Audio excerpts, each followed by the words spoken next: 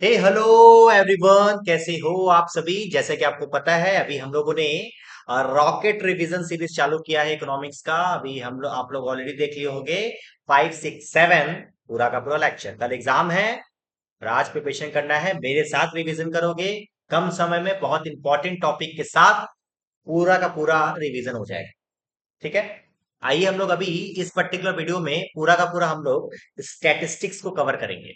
Chapter 8, chapter 9, chapter 10 आपका statistics है। और अच्छी बात यह है कि 20 मार्क्स का है। तीन ही चैप्टर है, 20 मार्क्स का है। बट इसकी थोड़ा सा इसका डीमेरिट्स क्या है कि स्टैटिस्टिक्स जो है ना, वो थोड़ा बच्चों को थोड़ा कम समझ में आता है। और इसमें टॉपिक्स बहुत ज्यादा है।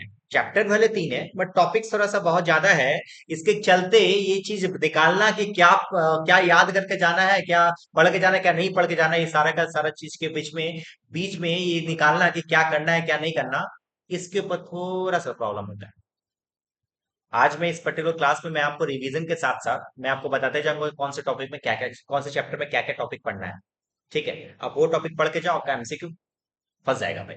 ठीक है, आइए सबसे पहले तो हम बात करें। देखो ऑलरेडी हम बुक में तुम लोगों का मार्क कर दिए हैं ताकि तुम लोगों को हेल्प हो पढ़ने में भी। तो आप यदि आपके पास बुक होगा जयदेव सर्किल का तो फटाफट से जाइए और उसको मार्क करते जाइएगा। सबसे पहले देखो स्टैटिस्टिक्स क्या है। स्टैटिस्टिक्स जो कि इसको हम लोग दो सेंस में बोल सकते हैं। ये भी एक आपके एमसीक्यू में क्वेश्चन पूछा हुआ है। ठीक है, कि स्टैटिस्टिक्स को दो सेंस में कहा जा सकता है। एक पहले को बोल सकते हैं क्या, न्यूमेरिकल डेटा, जो कि प्लूरल सेंस में है। और एक सिंगुलर सेंस में इसको कह सकते हैं क्या, ट्रीटमेंट, जिसको मेथड भी कह सकते हैं। नहीं समझ में आया सर? स्टैटिस्टिक्स है, इसको दो सेंस में कह सकते हैं, एक प्लूरल सेंस और एक है सिंगुलर सेंस। ठीक है, प्लूरल सेंस में इसको हम लोग क्या कह सकते हैं, न्यूमेरिकल डेटा। न्यूमेरिकल डेटा मतलब नंबर्स, 1, 2, 3, 4, 5, 6, 7, 8। क्या ये स्टैटिस्टिक्स है? हाँ, ये स्टैटिस्टिक्स है। अच्छा, एसएस का मतलब क्या होता है? मैंने सिंगुलर सेंस में इसको क्या कहते हैं हम लोग? इसको कहते हैं क्या, मेथड। क्या बोलते हो बताओ? मेथड। तो पोलर सेंस में क्या कहते हैं? स्टैटिस्टिक्स का मतलब होता है बस सिंपल न्यूमेरिकल डेटा, जो कि हम लोग गवर्नमेंट से या फिर कोई भी ऑथराइज पर्सन से हम लोग क्या करते हैं, निकालते हैं, उसे कहते हैं स्टैटिस्टिक्स। और इसको जब हम लोग प्रोसेस करते हैं, क्या करते हैं बताओ, ट्रीटमेंट करते हैं, तो हमारा ये सेकंड सेंस आ जाता है। देखो क्या लिखा, the word statistics is used for two different sense. Firstly is numerical data that arising in the course of governance, business administration, scientific investigation and have to be called as statistics. ठीक है।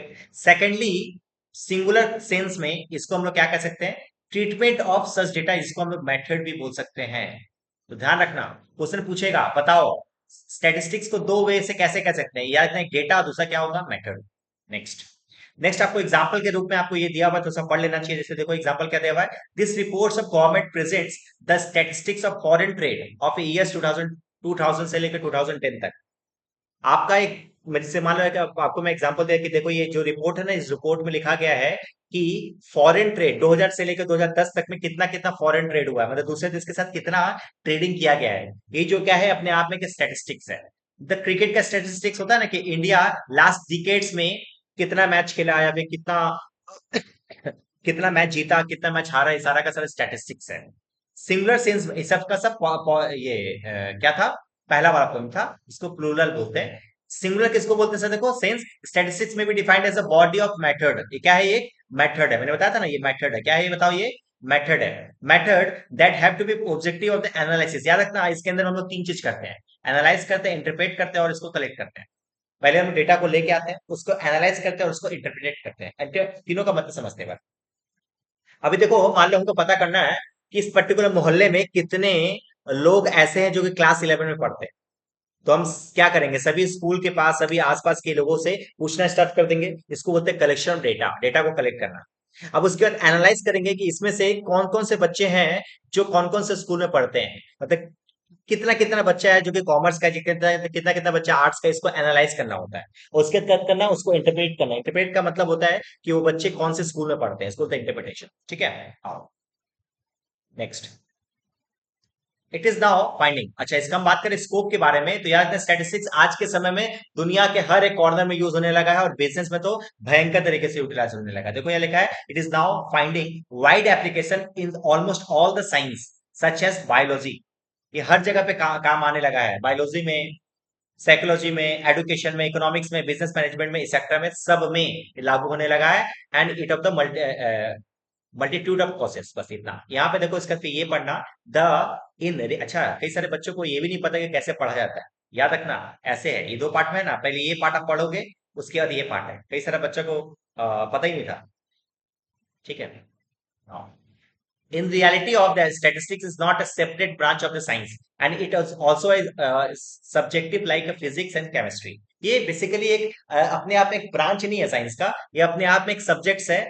ये subject नहीं है, जैसे कि physics and chemistry होता है, subject नहीं है। इट इज अ टूल्स, इसको मैथमेटिक्स का टूल्स बोल सकते हैं, जिससे जो कहाँ पे यूज होता है, वो कॉमर्स में भी यूज होता है, ये साइंस में भी यूज होता है, और आर्ट्स में भी यूज होता है। एक तुमको बता दे, एक बार, एकमात्र सब्जेक्ट, दुनिया का एकमात्र सब्जेक्ट जो कि आर्ट्स में भी है, साइंस में भी है, कॉमर्स में भी है। कॉमर्स के भी बच्चे पढ़ते हैं इकोनॉमिक्स, आर्ट्स के भी बच्चे भी पढ़ते हैं इकोनॉमिक्स, और साइंस के भी बच्चे हैं इकोनॉमिक्स। देखो यहाँ वही चीज लिखा हुआ है, science, commerce, trade and humanities का मतलब होता है आर्ट्स। समझ गए? Yes sir. नाउ यदि हम एग्जांपल के बारे में बात करें, तो लिखा हुआ है, if we are interested in comparing the variability of the two sets of observation, we need to be consider the relative measurement of dispersion like a coefficient. मान लीजिए दो ऐसा ऐसा चीज है, उसके बीच में हम लोग कंपेयर देखना चाहते हैं, तो हम लोग क्या यूज करते हैं वहां पे? डिस्पर्सन। एक चैप्टर है, अपने को सेकंड सेमेस्टर में पढ़ना होगा, वो हम लोग वो टेक्निक को हम लोग यूज करते हैं, कोएफिशिएंट वेरिएंस को यूज करते हैं। किसी चीज में यदि हम लोग क्या करें, मान लो again, when we are interested to making the business forecast, business का भविष्यवाणी करना चाहते हैं on the basis of past and present information, we have to use a time series analysis. ये सब टूल्स का नाम है। हाँ, ये सब टूल्स का नाम है। मतलब बोलेगा कि फोरकास्ट करना है, तो कौन सा टूल्स यूज करोगे? Time series analysis. यदि आप क्या करना है, आपको बेसिकली कंपेयर करना है, तो आपको क्या क्या टूल्स यूज करोगे? डिस्पर्सन। ऐसे याद रखना, ये सब एमसीक्यू हो सकता है। समझ के बाद? Yes sir.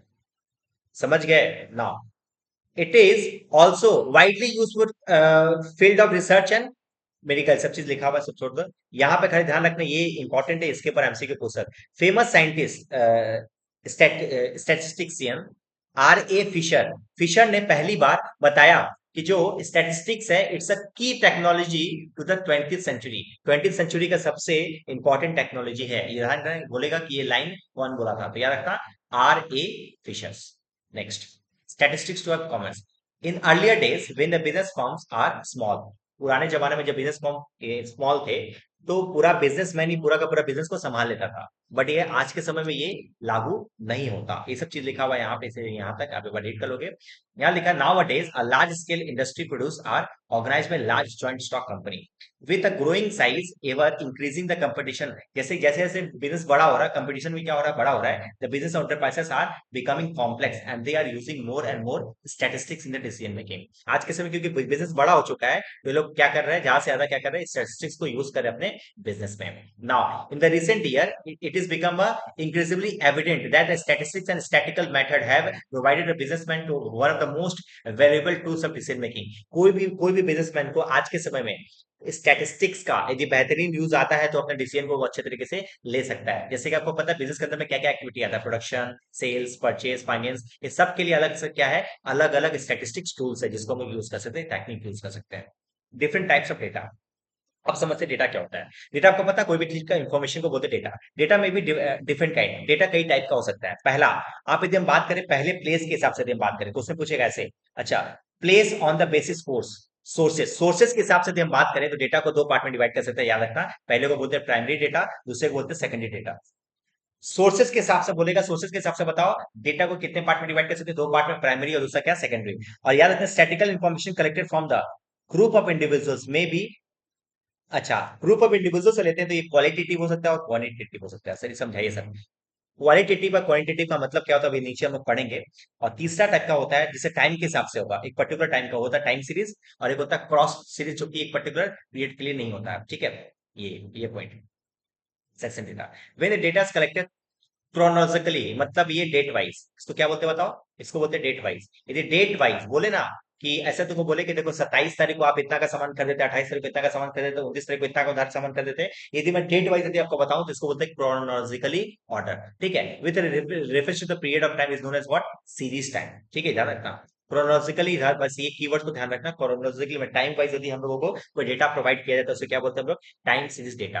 अच्छा, यदि when the data is collected from the cross section population during the particular period, जैसे होता है ना, हम बोले कि देखो 2013 में पॉपुलेशन था मान लो इंडिया का 1.2 करोड़, तो ये जो है ना, ये जो है, ये मेरा क्या होगा, ये मेरा होगा, ये कौन सा होगा, ये होगा क्रॉस सेक्शन डेटा, ये पर्टिकुलर ईयर का बताया है। और यही मैंने बताया आपको 2013 के जनवरी में इतना था, तो फिर फरवरी में इतना था, ये डेट वाइज बताया, तो क्या हो जाएगा वो टाइम सीरीज, समझ गए क्या? यस सर, नाउ अब नीचे देखो, एक एक चीज को समझाया, प्राइमरी डेटा क्या होता है, सेकेंडरी डेटा क्या होता है। प्राइमरी डेटा क्या होता है, देखो, primary data is collected from the specific purpose directly from the field of inquiry. Directly हम लोग जो फील्ड में उतरते हैं, उतर के इंक्वायरी करते हैं, और उससे जो डेटा प्राप्त होता है उसे बोलते हैं क्या, primary data. Primary data is original in nature, या ओरिजिनल इन नेचर होता है, और primary data is publish by the authorise authorities who themselves are responsible for the collected. ये ध्यान रखना, ये तीनों लाइन को मैंने मार्क करवाया है, और मोस्ट इंपॉर्टेंट है, ये आपके एमसीक्यू में आ सकता है। सेकेंडरी डेटा क्या हो सकता है, देखो, secondary data is numerical information which have to be previously, देखो, प्राइमरी डेटा ही जब लास्ट में जाकर प्रोसेस करके हम लोग अपने हिसाब से छांटते हैं, उसे बोलते हैं क्या, सेकेंडरी डेटा। अभी अभी एग्जांपल पढ़ेंगे, समझ में आ जाएगा, ठीक है? अभी एग्जांपल पढ़ेंगे ना तो आपको समझ में आएगा। देखो, इसका मेन सोच, जैसे मान लो WHO क्वेश्चन पूछेगा, बताओ प्राइमरी डेटा का, सेकेंडरी डेटा का जो भी है, ये सब इंफॉर्मेशन का मेन सोर्स क्या है, WHO है, UNO है, मतलब बड़ा बड़ा जो संस्था है वो लोग है, ठीक है? अब देखो, पब्लिकेशन में वेरियस चेंबर्स ऑफ कॉमर्स, ये सब चीज, ठीक है? अब यहाँ पे देखो, difference between the two Edward for, ये डिफरेंस पढ़ोगे तो आपको दोनों का मतलब समझ में आ जाएगा। देखो, primary data those which are collected for the first time, मतलब मान लीजिए आप यदि फर्स्ट टाइम किसी इंफॉर्मेशन को यदि किसी से कलेक्ट करते हो, उसे बोलते हैं प्राइमरी डेटा, फर्स्ट टाइम। और उसको उसके इसको ओरिजिनल डेटा भी बोलते हैं, क्या बोलते हैं, इसको ओरिजिनल डेटा भी कहते हैं। जैसे मान लीजिए आप किसी को रोड पे खड़े कर दिया और बोल दिए कि भाई पता करो कि इस पर्टिकुलर मोहल्ले में कितने लोग ऐसे हैं जिनका एज 20 से 30 साल के बीच में है, तो आप वो लड़का बंदा खड़ा होकर सबसे डेटा पूछ रहा है कि आपके घर में कितने बच्चे हैं जिसका 20 से 30 के बीच में, ऐसे से पूछ रहा था, वो सब प्राइमरी डेटा है। अब उसके बाद यहाँ पे आके 20 से 30 तक के एज का कितना मेल है कितना फीमेल, इस तरीके से सेग्रीगेट कर रहा है, तो वो मेरा सेकेंडरी डेटा है। ओरिजिनल डेटा है, और सेकेंडरी डेटा में अब अंतर शायद समझ में आ गया। तो secondary data are those which are do not originate from the investigation investigator, but which are obtain from the someone else records. हम लोग क्या कर सकते हैं, किसी के रिकॉर्ड से यदि हम लोग किसी चीज निकालते हैं उसे बोलते हैं सेकेंडरी डेटा।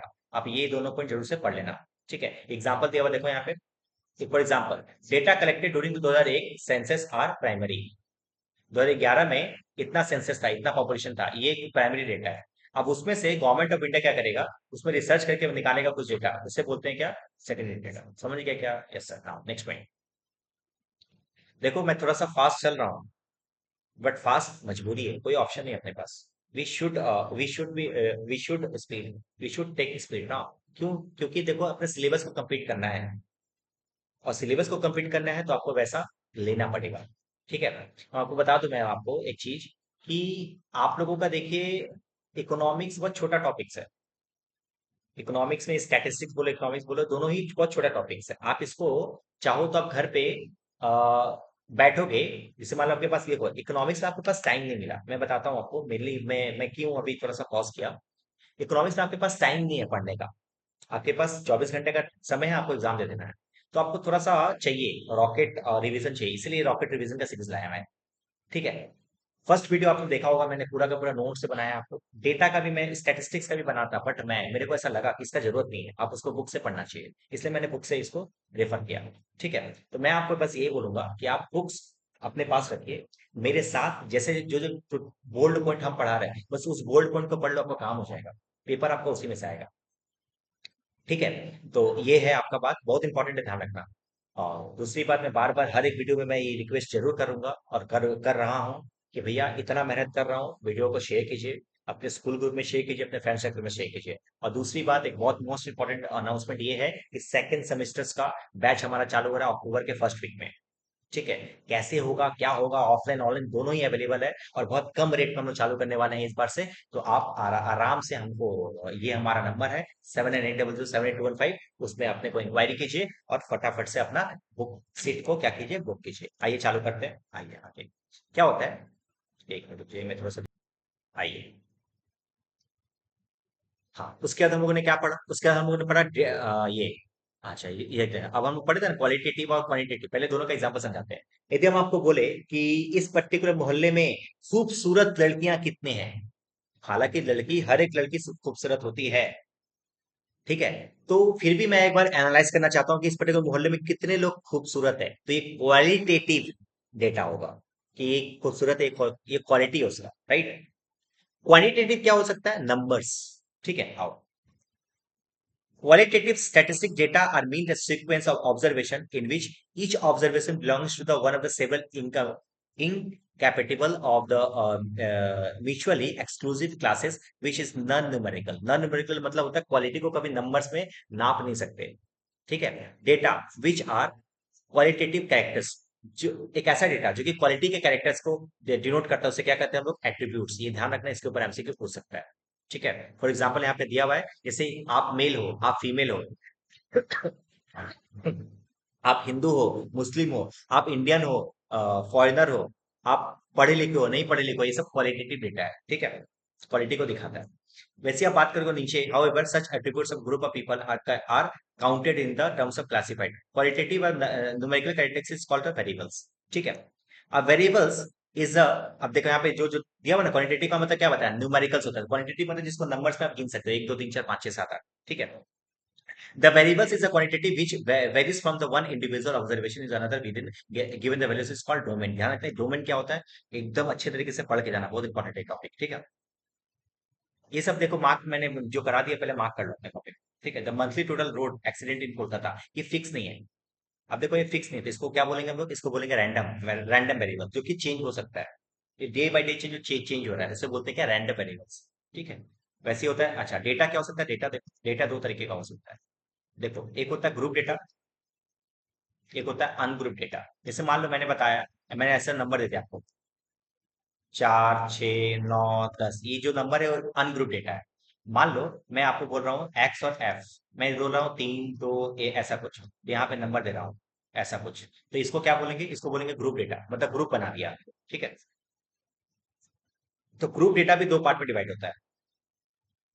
कितने पार्ट में? दो दो पार्ट में। ये जो पहला पार्ट है ना, उसको बोलते हैं डिस्क्रीट डेटा, और इसको क्या बोलते हैं हम लोग? Class data. अब ये सब चीज लिखा हुआ है यहाँ पे, द नंबर्स ऑफ फैमिली, देखो क्या लिखा हुआ है, whereas it is said to be continuous, ये तो लिखा है।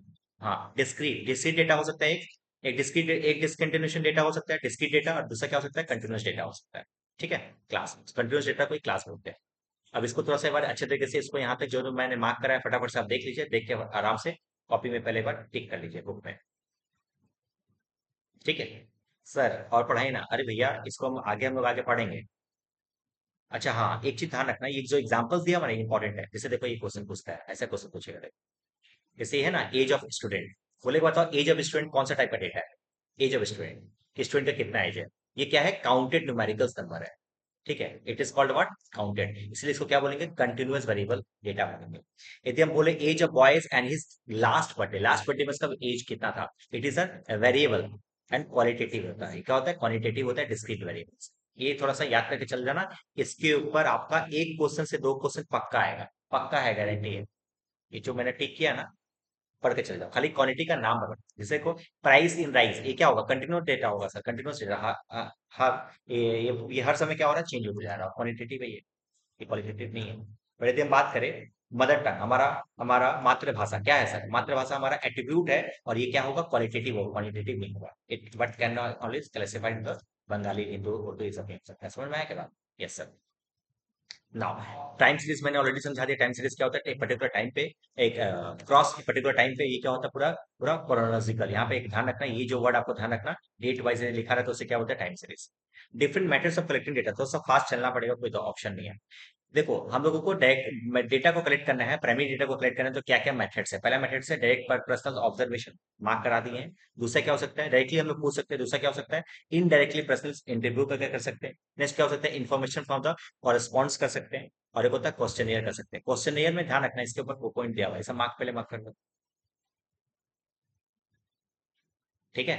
चैप्टर 1 थ्योरी है पूरा का पूरा, आपको थोड़ा सा उसको उस तरीके से पढ़ना पड़ेगा चैप्टर 9 में, ठीक है। अब चैप्टर 9 में जो है ना, उसमें भी मैं सेलेक्टेड आपको बता दे रहा हूँ कौन कौन सा टॉपिक आपको पढ़ना है, कौन कौन सा टॉपिक नहीं पढ़ना, ठीक है। चैप्टर 9 में देखो, चैप्टर 9 में देखोगे तो पहले स्टैटिकल्स, यहाँ पे मैंने यहाँ पे मार्क कराया है, ये पहले आप मार्क कर लो कि 3 काम होता है: कलेक्शन करना, प्रेजेंट करना, और दूसरा क्या होगा? एनालिसिस करना। फिर होता है टेक्सचुअल का प्रेजेंटेशन, आपको पता है, जैसे मान लो मैं आपको बोल रहा हूँ कि एक रूम में मेल है 1000 और फीमेल्स है 2000। एक ऐसा बड़ा सा हॉल है जिसके अंदर में मेल है 1000 और फीमेल से 2000। तो इसको प्रेजेंट करने का तरीका क्या हो सकता है? तीन हो सकता है। तीन तरीके से हम लोग स्टैटिस्टिक्स में हम लोग इसको प्रेजेंट करते हैं। पहला, या तो पूरा लाइन लिखे, इन अ रूम मेल एग्जिस्ट कितना 1000 एंड फीमेल एग्जिस्ट फॉर 2000, ऐसा लिखे। या फिर इसी चीज को हम लोग बॉक्स बना के लिख सकते हैं ऐसा, एक तरफ लिखे मेल, एक तरफ लिखे फीमेल, और यहाँ पे लिख दिया 1000 और यहाँ पे लिख दिया 2000। जब हम लोग टेबल बना के दिखा रहे हैं ना, इसको बोलते हैं टैबुलर प्रेजेंटेशन। क्या बोलते हो? Tabular presentation. और इसी चीज को यदि ग्राफ बना के बता देना, ग्राफ आपको अभी इकोनॉमिक्स में भी बहुत सारा ग्राफ आप देखे होंगे, वो सब ग्राफ में बताते हैं, उसको क्या बोलते हैं हम लोग? कर्व। देखो आप, रिप्रेजेंट करने का पहला तरीका क्या है? टेक्सचुअल। आप किसी चीज को लिखिए, जैसे मान लो इन 2000 में 5000 वर्कर था फैक्ट्री में, 3900 मेंबर्स वर ट्रेड यूनियन, उसमें से 3 ये सब चीज लिख के बताना, इसको क्या बोलते हैं हम लोग? Textual presentation. अब इसी चीज को हम लोग बॉक्स में बना के मतलब टेबल फॉर्मेट में बता दिए, उसे क्या बोलते हैं हम लोग? Tabular format. देखो इसी चीज को बताया है, दिख रहा है ना? मेल इतना इतना है, इस तरीके से टेबल फॉर्मेट में इसी चीज को यदि प्रेजेंट किया जा रहा है, उसे क्या कहते हैं हम लोग? Tabular presentation. समझ में आया क्या बात? Yes sir. Next point. अब देखो, ये बात, ये पॉइंट आप नहीं भी पढ़ोगे तो चलेगा, कट कर सकते हो। उसके अंदर कुछ कुछ पार्ट, इतना ये सब चीज इतना याद नहीं रहेगा तुमको, ठीक है? मैं बस इतना जितना जो बता रहा हूँ वो सब चीज ध्यान रखना प्रैक्टिकल से। देखो ये बात, ये प्रैक्टिकल क्वेश्चन कैसा आता है। ये आपका दिया हुआ है समझ में, मान लो ये फ्रीक्वेंसी डिस्ट्रीब्यूशन किसको बोलते हैं? देखो एक बार, मान लो एक सेक्स है, ये एक जगह पे मेल है फीमेल है, ठीक है? मेल है आपका 40, फीमेल है कितना? 60। कुल मिला के 100% है। यदि आप फ्रीक्वेंसी को डिवाइड करोगे तो क्या करोगे? 40/100 करोगे तो आपका 40% आएगा। वैसे 60/100 करोगे तो आपका 60% आएगा। समझ में आया क्या बात? तो यही चीज हम लोग यहाँ पे देखो किया हुआ है।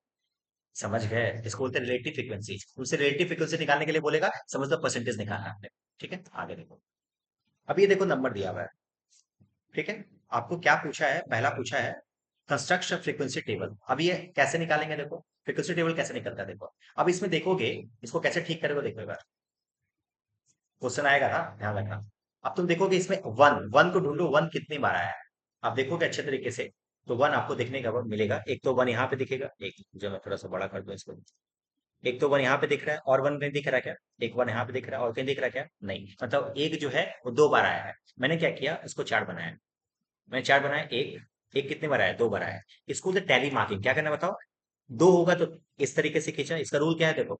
दो होगा तो दो, तीन होगा तो तीन खींचना, चार होगा तो चार खींचना, पांच होगा तो इस तरीके से पांच करना। जैसे मान लो छह है, तो छह को कैसे लिखेंगे? एक दो तीन चार पांच छह, इस तरीके से लिखा जाएगा। समझ में आया क्या बात? जैसे मान लो सात है, तो एक दो तीन चार पांच छह सात। सर आठ होगा तो एक दो तीन चार पांच छह सात आठ। सर नौ होगा, सर एक नौ होगा, मान लो नौ होगा, एक दो तीन चार पांच छह सात आठ नौ। सर 10 होगा तो सर एक दो तीन चार पांच छह सात आठ नौ 10। समझ क्या मतलब? पांच का पेयर बनाना है, उससे ऊपर नहीं बनेगा। इसको बोलते हैं टैली मार्किंग करना। अब देखो यहाँ पे हजार, एक जो है 2 बार आया है, मैंने क्या किया, दो को यहाँ पे टू टैली मार्किंग कर दिया है। दिख रहा है क्या? हाँ सर, ये दिख रहा है क्या? Yes sir. नौ। अब आप देखो दो, दो कितनी बार आया है ढूंढो एक बार। दो कितनी बार आया है ढूंढो एक बार। दो दो दो दो दो सर, दो दो दो दो, एक तो यहाँ पे आया है सर। और कहाँ है? दो सर, दो एक यहाँ पे आ गया सर। दो यहाँ पे आ गया सर, दो यहाँ पे आ गया सर। और कहाँ है? यहाँ पे आ गया सर, यहाँ पे आ गया, यहाँ पे आ गया, यहाँ पे आ गया। कितना हो गया? एक दो तीन चार पाँच छः सात आठ, मतलब दो 8 बार आया देखो। अब दो देखो 8 बार आया। दो जो है 8 बार है। एक दो तीन चार पाँच, चार और पाँच कर दिए, और पाँच चार, पाँच चार नौ, नौ आया है क्या? देखो देखो सर, मैंने एक काउंटिंग गलत किया क्या कहीं? अ, एक दो तीन चार पाँच छः सात आठ। एक और दो कहीं होगा, देखो देखो देखो देखो। अच्छा अच्छा, यहाँ पे भूल गया ना, यहाँ पे। तब नौ हो गया। तो देखो आठ जो दो है नौ, इसको बोलते टैली मार्किंग करना, टैली मार्क करना। ठीक है? आपके एग्जाम में टैली मार्क यदि पूछेगा तो आपको उसका इस तरीके से करना पड़ेगा। अब इसी इसको बोलते हैं टैली मार्क। इसको एक और होता है फ्रीक्वेंसी, जहाँ पे नंबर्स लिखते हैं, मतलब एक कितनी बार रिपीट हुआ? 2 बार। सर दो कितनी बार रिपीट हुआ? 9। सर एक बार तीन, एक बार बता दीजिए सर। तीन, आइए तीन भी करके देख लेते हैं। तीन, तीन आपका यहाँ पे एक है, एक दो तीन चार, चार चार चार चार चार पाँच छः सात आठ नौ 10 11 12 13 14 15 16, इस तरीके से 16 बार आया है। तो हम कैसे लिखेंगे सर? देखो ये हो गया पाँच, पाँच बार 10, 10 और 5 15, 15 17 है। एक और कहीं थ्री हम लोग छोड़े होंगे, एक बार देख लेंगे। ठीक है ठीक है, समझ में आए के बाद कॉन्सेप्ट आपको समझ में आएगा किस तरीके से होगा सर। हाँ सर, यहाँ पे तरीके को छुटा हुआ है। ठीक है, तो ये हो गया, इसको तो टेली मार्किंग। अब इसी चीज को फ्रीक्वेंसी यदि बनाने बोलेगा तो क्या करेंगे, यहाँ पे क्या लिख देंगे, तो कितना था वो 15 15 17, इस तरीके से। जब नंबर लिखोगे तो उसको बोलते हैं फ्रीक्वेंसी, और जब हम लोग टेली मार्किंग से करेंगे उसको बोलते हैं टेली मार्किंग। अब देखो फ्रीक्वेंसी को इस तरीके से लिखा गया, समझ के बाद। Yes sir.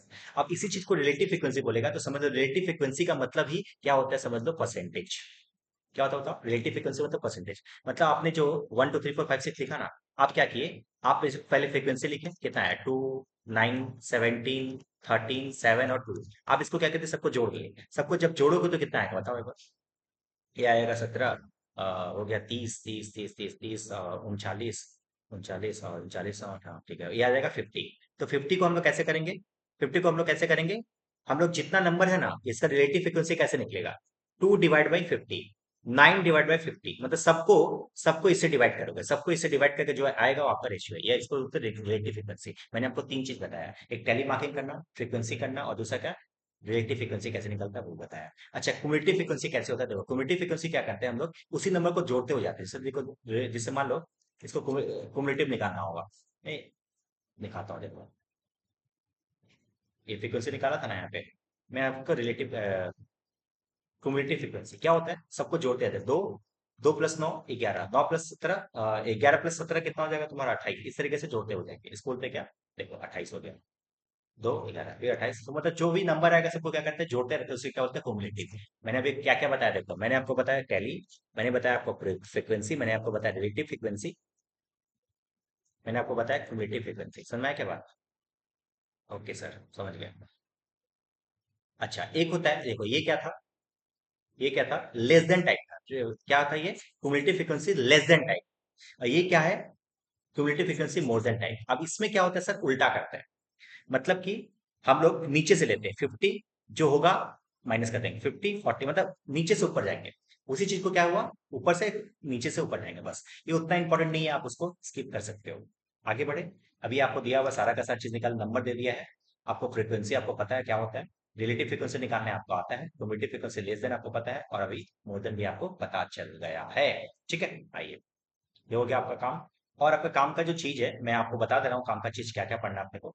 ये आपको देख लेना चाहिए बार, देखो अगर ये देखो जिस नंबर है, यहाँ से लेके नंबर दिया हुआ है, तो आप इसको क्या करोगे, क्या क्या बोला है देखो, इसमें बोला है कि आप शो द फॉलोइंग टेबल्स। आपको क्या करना है, मार्क्स निकालना है। अब मार्क्स का मतलब क्या होता है, आप देखिए 11 से लेके 20 तक में कितने कितने नंबर्स हैं, 11 से लेके 20 तक में कितने कितने नंबर है, 11 से लेके 20 तक आप देखो एक बार, 11 तक के 20 में कितना होगा सर, ये 11 है, देखो मैं ये कर ले रहा हूँ, 11 है, ये 14, ये 2 3 4 5 6 7 8, नहीं नहीं नहीं, कितना है, 1 2 3 4 5, एक छः, छः हो गया सर।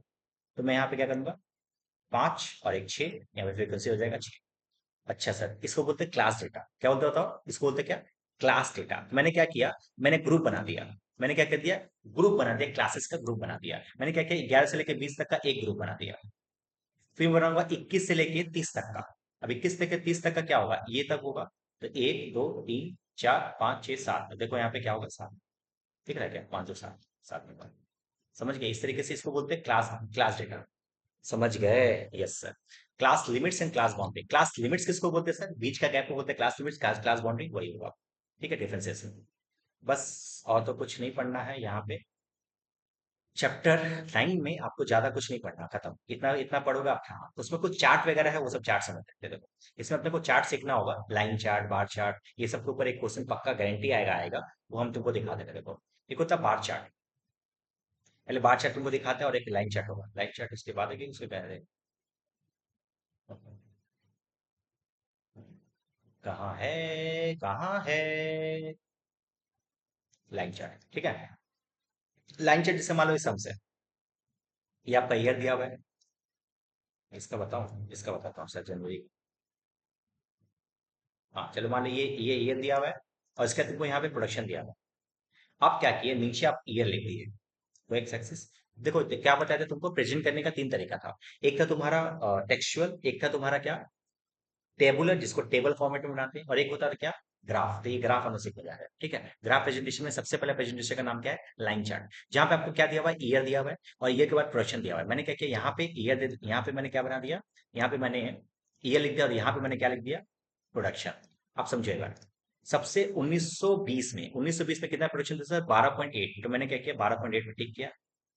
इस तरीके से टिक करते जाओगे और क्या करोगे, लाइन से मिला दोगे, तो इसको बोलेंगे क्या? Line chart. समझ गए? Yes sir. तो बार चार्ट क्या होता है? बी फॉर बार, याद करेंगे अपने का, B for bar, B for building. यहाँ पे बिल्डिंग टाइप में कुछ बनाना पड़ेगा। कैसे बनाना पड़ेगा? देखो, जैसे जनवरी फरवरी आपको दिया हुआ है कुछ, तो आप क्या क्या नीचे में जनवरी फरवरी लिखिए। नीचे हमेशा देखना ये पीरियड होगा, नीचे क्या होगा? हमेशा पीरियड होगा। और यहाँ पे क्या होगा? हमेशा जो भी आपका डिटेल दिया हुआ है वो सेल्स होगा तो सेल्स, प्रॉफिट होगा तो प्रॉफिट। तो अब क्या किया देखो एक बार, सबसे पहला पॉइंट में क्या दिया हुआ है? जनवरी में कितना? 550। आपने क्या किया? 550 लिखा, और क्या किया? इसको एक बॉक्स बना दिया। इस तरीके से बॉक्स जब बनाते हैं इसको बोलते हैं क्या? Bar chart. क्लासेस में ऑलरेडी आप लोगों ने डिस्कस किया था। और इसके ऊपर क्वेश्चन पक्का बनेगा भाई, bar chart, line chart, pie chart सबसे इंपॉर्टेंट है, ये सबसे इंपॉर्टेंट है पाई चार्ट। पाई चार्ट बहुत इंपॉर्टेंट है। तो ये पाई चार्ट तो एनी हाउ करके जाना, ठीक है। और वो क्या बोलते हैं, चंदा उंदा लेके जाना आप, क्योंकि पाई चार्ट का जरूरत पड़ सकता है आपके, ठीक है। ये हो सकता है। और अच्छा, पाई चार्ट का थोड़ा सा मैं तुमको बताता हूँ। जैसे मान लीजिए सम्स है, ये मान लो Africa, North America, South America, Asia, Europe, ये सब चीज दिया हुआ है तो, ठीक है। यहाँ पे मैंने लिख पॉपुलेशन भी दिया हुआ है। आपको पाई चार्ट निकालने के लिए, पाई चार्ट का मतलब होता है पूरा सर्कल। और आपको पता है पूरा सर्कल कितना 360 डिग्री का होता है। तो हम लोग क्या करेंगे ना, सबसे पहले क्या करेंगे, पहले परसेंटेज निकालेंगे। परसेंटेज कैसे निकलेगा? जितना भी आपको पॉपुलेशन, जितना भी डिटेल्स दिया हुआ है, सबको क्या कर दो, आपको जोड़ दो। जोड़ दिए। आपको करना क्या है, बस इतना डिवाइड बाई इतना, मतलब 336 डिवाइड बाई 3483 मल्टीप्लाई बाई 100। आप पहले सबका करते जाओगे, इतना डिवाइड बाई इतना मल्टीप्लाई बाई इतना डिवाइड बाई इतना मल्टीप्लाई बाई इतना डिवाइड बाई 100, इस तरीके से लिखते जाओगे। ये परसेंटेज निकल जाएगा। उसके बाद इस परसेंटेज को कन्वर्ट करना पड़ेगा 360 डिग्रीज में, 360 मतलब डिग्री में कन्वर्ट करना पड़ेगा। अब ये कैसे कन्वर्ट होगा सर? सिंपल, आप क्या करोगे, 3.6 से मल्टीप्लाई कर दोगे, ये जो आए ना, तो 3.6 से मल्टीप्लाई कर दोगे, ये आपका डिग्री आ जाएगा। अब इस डिग्री को क्या करना पड़ेगा, प्लॉट करना है इस पर्टिकुलर ग्राफ में। अभी प्लॉट करने के लिए तो मेरे को चाहिए वो क्या बोलते हैं, चंदा मामा, बट चंदा मामा हमारे पास अभी डिजिटल फॉर्मेट में मेरे को अवेलेबल नहीं है, तो I can not tell you that, ठीक है। ये हो गया आपका बस चैप्टर नंबर 8 में, चैप्टर नंबर 9 लेकिन नहीं पढ़ा काफी है, ठीक है। हाइपरबोला वगैरह सब तो सारा रीड कर लेना बस। अब सेंडिंग टेंडेंसी अब समझते हैं। सेंडिंग टेंडेंसी में बेसिकली मैं बता दूं आपको, एक क्वेश्चन एमसीक्यू में पूछ सकता है कि सेंडिंग टेंडेंसी में कितने सोर्सेस है, या इतना 3 है। एक है मीन, मीडियन और मोड। मीन को फर्दर 3 पार्ट में डिवाइड कर सकते हैं, एक को बोलते हैं जीएम, एएम और HM. Geometric mean, harmonic mean और अर्थमेटिक मीन। मीडियन होता है और एक होता है मोड। अब समझते हैं, देखो सेंडिंग टेंडेंसी में क्या है। सेनेट टेंडेंसी में प्रैक्टिकल टॉपिक्स बहुत इंपॉर्टेंट है, ये सब बहुत अच्छे तरीके से पढ़ के जाना। ये सबका फॉर्मूला याद है, एएम का ऐसे निकलता है। एएम मतलब नॉर्मल सा, नॉर्मल क्या कर दो, उसका एवरेज कर दो। एएम का मतलब क्या होता है, नॉर्मल, एवरेज को बोलते हैं क्या, एएम। जैसे मान लो आपके पास नंबर है 4, 6, 9, 10, इसका एम निकालना है। अच्छा, एम को ऐसे दिखाते हैं एक्स बार, तो 4 + 6 + 9 + 10, इस तरह डिवाइड बाई 4 करोगे तो आपका आ जाएगा मीन। समझ में आया? इस तरीके से मीडियन, इस तरीके से मोड निकालना आपको क्लासेस में सिखाया गया था, ठीक है। अभी मैं वहां पे इसको कंसीडर नहीं कर रहा, बट फिर भी आपको डाउट है तो आप मेरे को लाइव क्लासेस में मेरे को आप मेरे से पूछ लीजिएगा, ठीक है। ये हो गया हमारा चैप्टर नंबर स्टैटिस्टिक्स से रिलेटेड इंपॉर्टेंट टॉपिक्स, और जो रिवीजन कराने लायक था मैंने रिवीजन करवा दिया, ठीक है। तो इसमें देखो चैप्टर नंबर 10 में मैं आपको बता दूं, मीन, मीडियन, मोड, ये दोनों के बीच, तीनों के बीच का रिलेशनशिप। फिर मीन 3 तरीके का हो सकता है, एएम, जीएम और एचएम, ये तीनों के बीच का रिलेशनशिप पक्का से पढ़ के जाना। और तुम्हारा डिस्क्रीट डेटा, जैसे एक्स और एफ दिया रहेगा तो मीन कैसे निकलेगा। अच्छा, क्लास दिया रहेगा तो क्लास और एफ दिया रहेगा तो मीन कैसे निकलेगा, ये इतना पढ़ के जाना। क्वार्टाइल डेविएशन पढ़ के जाना, Q1 Q4 वाला, बस उतना पढ़ लोगे काम हो जाएगा। बस इतना ही पढ़ना है, स्टैटिस्टिक्स में आपका अच्छा स्कोर कर लोगे आप, ठीक है। मैं जितना पढ़ा है बहुत सेलेक्टेड पढ़ा है, मैं जानता हूँ, बट मैं जितना सेलेक्टेड पढ़ा है ना, मैं बहुत इंपॉर्टेंट टॉपिक था वही पढ़ा है, ठीक है। और आपको भी उतना ही करना चाहिए। हम लोगों ने देखो पूरे इकोनॉमिक्स में चैप्टर नंबर 5 से पूरा का पूरा 10 तक कंप्लीट कर लिया, ठीक है। इसके बाद हम बात करें 1 से लेकर 4 तक, सर 1 चैप्टर तो एकदम बकवास था, चैप्टर था एकदम इजी, चैप्टर था 4 मार्क्स का था, एकदम इजी से टॉपिक्स था उसमें कि सर इकोनॉमिक एक्टिविटी क्या होता है, नॉन इकोनॉमिक एक्टिविटी क्या होता है, प्रोडक्शन क्या होता है, वो सब चीज कवर आराम से हो जाएगा। आप चैप्टर 1 आराम से पढ़ सकते हो। चैप्टर 2, 3, 4 में यदि हम बात करें, जहां पे आपको दिक्कत होगा चैप्टर नंबर 4 में हो सकता है टेक्निकल, वो इलास्टिसिटी ऑफ डिमांड, उसका फॉर्मूला पढ़ के जाओ, इंपॉर्टेंट है, मोस्ट इंपॉर्टेंट है, वो पक्का आएगा उसमें से, ठीक है। ये हो गया आपका इकोनॉमिक्स का पूरा रिविजन किया। हाँ, मैं एमसीक्यू इस चैप्टर का, क्योंकि एमसीक्यू मैं इसका एमसीक्यू बैठा के कराऊंगा लाइव। ठीक है, तो मैं देखता हूँ, मैं लाइव जो है हम लोग आज मिलेंगे, तो लाइव में हम लोग क्या करेंगे, एमसीक्यू डिस्कशन करना स्टार्ट कर देंगे, ताकि आपका एमसीक्यू भी कवर हो जाएगा। मैं कोशिश करूंगा पूरा इकोनॉमिक्स स्टैटिस्टिक्स सबका कवर करने का, बट जितना हद तक हो पाएगा मैं उतना करूंगा। ठीक है, तो मिलते हैं फिर, बाय। Thank you. और वीडियो अच्छा लगा होगा तो जरूर से फ्रेंड सर्कल्स में और स्कूल ग्रुप में जरूर से शेयर कीजिएगा। मिलते हैं फिर, बाय।